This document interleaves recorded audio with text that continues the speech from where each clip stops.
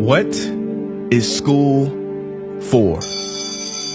Feel free to call me slow, but I spent 16 years going to school, and I still don't know.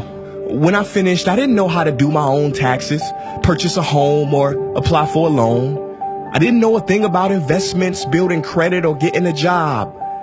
I graduated at the top of my class, and what did I have? This fancy diploma to sit at home with my mom. But luckily, they did teach me some important skills like factoring trinomials and how mitochondria is the powerhouse of the cell. I'm so happy I remember the Pythagorean theorem, because it helped me a lot. Okay, I'm lying. Let me stop. Because all the stuff they taught me, truthfully, I forgot. Mom, remember when you would ask me, what did you learn in school today? And I would say, nothing much. I wasn't being modest. The truth about it, Mom, is I had already forgotten. And it's not just me. Millions of students sing the same song.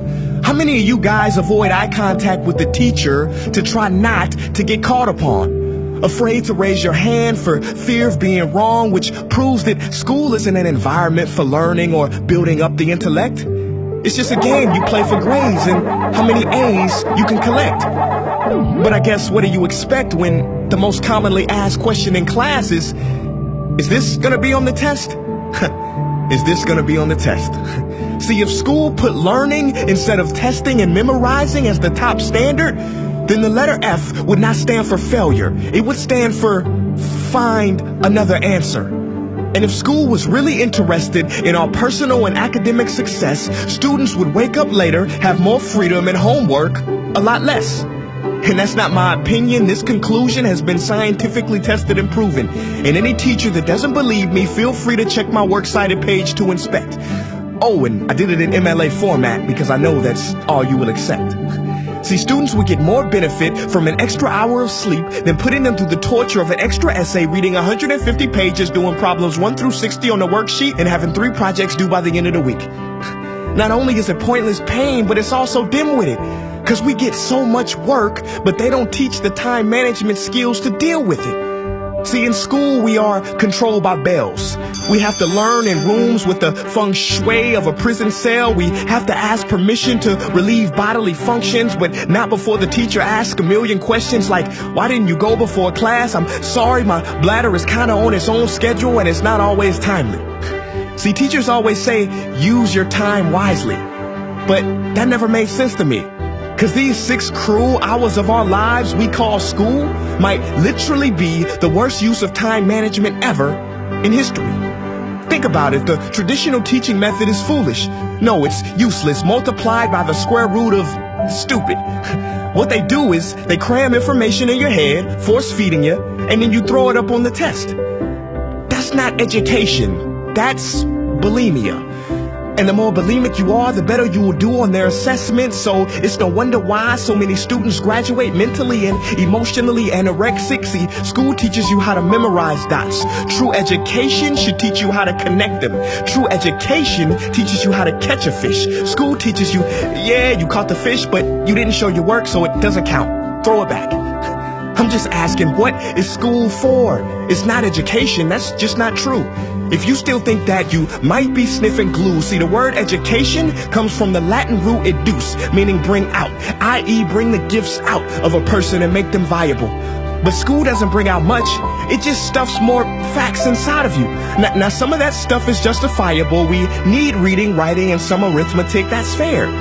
But are you telling me metamorphic and igneous rocks are more important than self-care?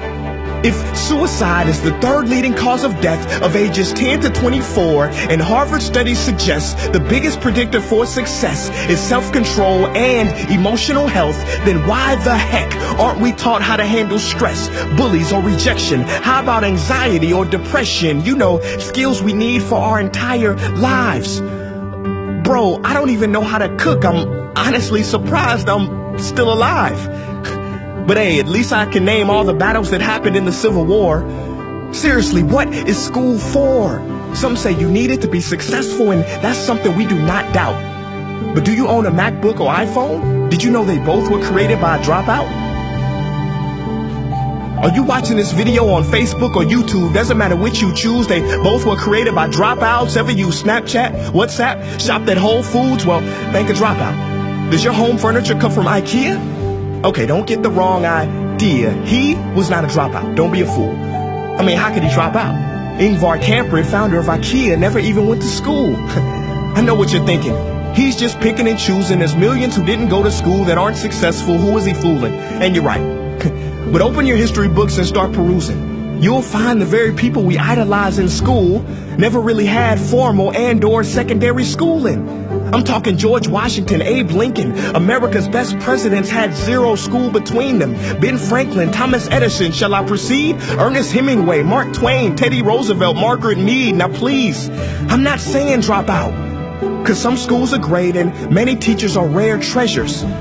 I'm saying that there's a difference between people who are smart and people who score better. I'm saying that your future is something that no test will ever measure.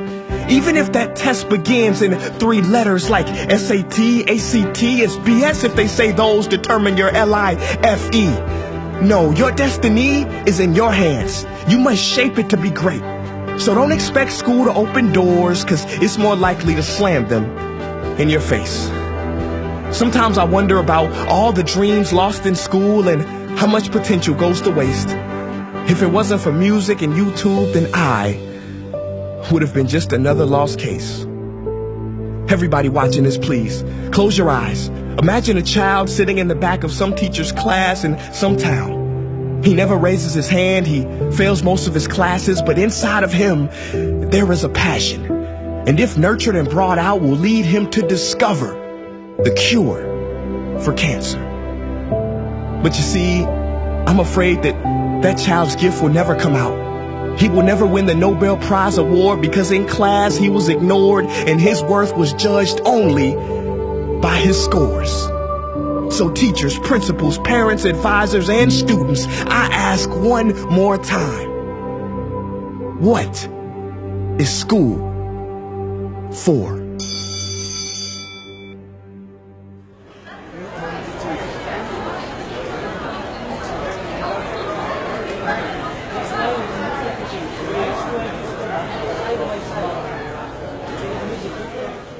Hey guys, what's up? My name is Prince EA, and I want to thank you for watching that video. And now I just have one question left.